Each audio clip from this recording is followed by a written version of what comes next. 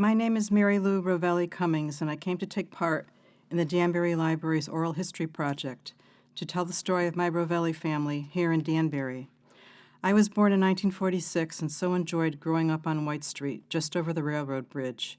In a shopping trip downtown, you could always expect to meet several friends, neighbors, and relatives. With 3 children in tow, my parents made frequent trips to Markoff's, shoe store, Rocano's, sporting goods, and Feinson's department store. We bought our furniture from Reynolds Furniture Shop and mattresses from Castro Convertible. Meeker's Hardware was always on the list, and a trip for groceries at the Market Basket on Lower White Street.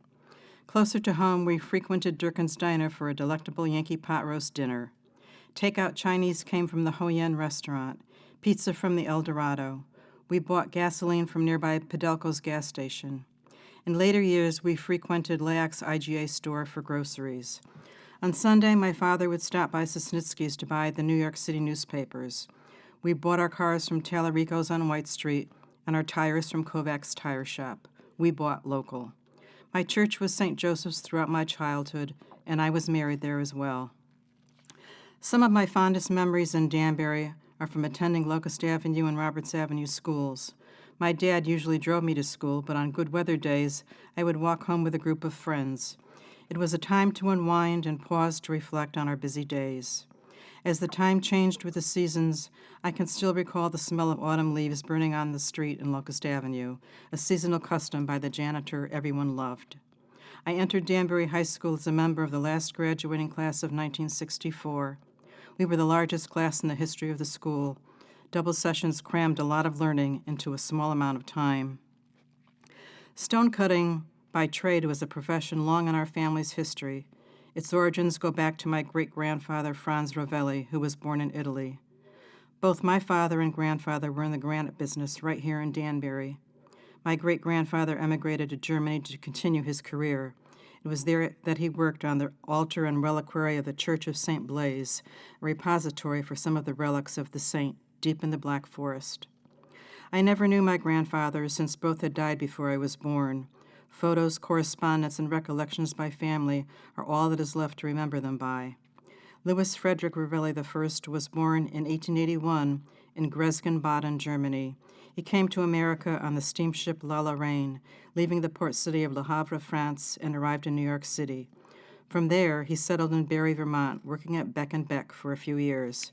His brother August later followed him. After those few brief years in Barry, Louis settled in Danbury and married his sweetheart, Frida Keppel, about 1907-08, and their only child, a son, Louis Keppel Rovelli, was born in December 1909. Louis was a partner in the Marcus Schlitter Granite Company in Danbury. Their first business was on Ellsworth Avenue, and later it moved to 5 Federal Road. Louis was a true fraternalist and belonged to the Freemasons. He was a 32nd Mason and belonged to Union Lodge No. 40 in Danbury. He also belonged to the Concordia Society, founded by Germans in 1881 as a city social club, and he was a member of the German singers, the Haguari Society. My grandfather died in 1934 in Norwich at the tuberculosis sanatorium, Onkesan-Thames, after contacting the stonecutters' scourge silicosis caused by the inhalation of silica dust found in many rocks, such as granite. His funeral was held at home at 259 White Street, with the Reverend Hamilton Kellogg, rector of St. James Episcopal Church, officiating. He is buried in the Rovelli family plot in Worcester Cemetery, adjacent to the Schlitter family gravesite. He left behind a 49-year-old widow, Frida, and a grown 25-year-old son, Louis Keppel Rovelli. Young Louis was forced to leave his medical studies in Jena University in Germany, due now to lack of family funds and the onslaught of America's Great Depression. My father was the only child of German immigrants, Louis F. Rovelli I and Frida Keppel. He was smart and adventurous in his youth and made lasting friendships over his lifetime through his German language, his German heritage, in school and college, with his growing business, and through his growing family. In April 1916, at age 7, Louis marched as a costumed Uncle Sam at a Concordia Society event and made the Danbury papers. Always surrounded by friends and numerous cousins, both here and in Germany, Louis never seemed to be alone. He attended local elementary schools, Bomforth Avenue and New Street, and entered Danbury High School, graduating in 1927. With his father's monument business thriving, young Louis entered Bates College in Lewiston, Maine, and obtained a BS degree. First traveling by train several hundred miles to his new home, his family was later able to purchase him a new car for the journey. After graduation, he entered the University of Jena in Jena, Germany, but with his father's death in 1934, he was forced to return home to America, never to fulfill his dreams of a career in medicine.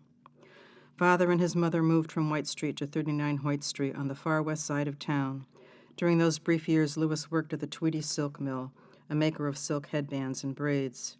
It was during those final years at Jena University that Louis met my mother, Mary Agnes Dratch, the daughter of Ukrainian immigrants, also living in Danbury. Mother was a student at the Connecticut Institute of Hairdressing in Hartford. Reverend Norman Robertson married them in 1939 in the Church of Christ. After a brief period of living with his mother and with funds that Frida garnered from the dissolution of her husband's granite partnership, my father was able to purchase property in 1937. He then established his shop and granite business at 280 White Street at the corner of Byron Street in Danbury. Growing up knowing the mining business and learning stonecutting while still in high school, my father became a third-generation stonecutter and a second-generation monument dealer. At first, Mother and Father lived in an apartment on Homestead Avenue. Then they built their home right next door to the shop and in later years purchased a sizable plot of land known as the Hardin Estates. During World War II, Louis was hired by the War Department to sandblast machine parts for local government contractors and received a citation at the close of the war. He joined the Concordia Society, as did his father. He also became a member of the Masons' Union Lodge No. 40, just as his father had done before him. In 1942, he was elected senior warden and later worshipful master.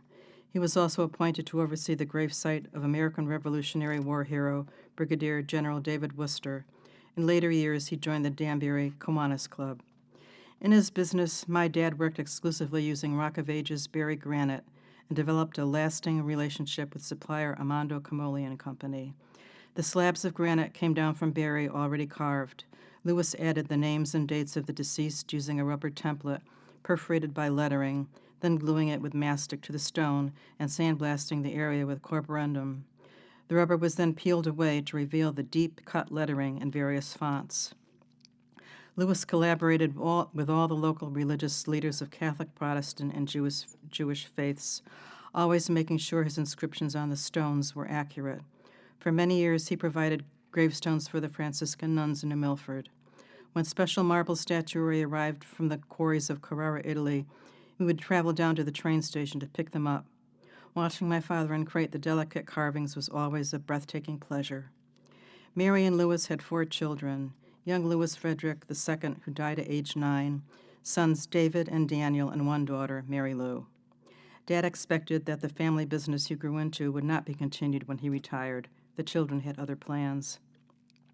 Father accepted work not only in the Danbury area, but also throughout the state, even into nearby New York. As a youngster, he sometimes took me with him in his truck, traveling near and far, even to the Hartsdale Pet Cemetery in Westchester, New York, the oldest operating pet cemetery in the world, and the private cemetery of the Scotticoke Indian Reservation in Kent. We rode all over, with Dad often pointing out the stones of local personalities, such as P.T. Barnum and Tom Thumb in Mount Grove Cemetery in Bridgeport. It was always an adventure in waiting. Dad also served as the president of the Connecticut Monument Builders Association. Louis Ravelli's shop at the corner of White and Byron Streets was a wayfarer stop for many a friend, as well as for neighbors, relatives, the postman, and anyone else who cared to stop by. Father was in business for some 40 years, from 1937 to 1977, and was the sole operating monument business left in Danbury by the 1970s. When he began, there were 4 other thriving granite businesses. Both the Schlitter and Purington firms had retired and closed up shop. Later, the Schlitter Company was opened again briefly by grandson Royal, but was then again sold, and its location near St. Peter's Cemetery. In 1972, the Danbury News-Times carried an article about my dad entitled, "He has 35 years on the better side of gravestones." In his work, Louis provided the final tribute to the deceased, a lasting memorial that marked their final resting place on this earth.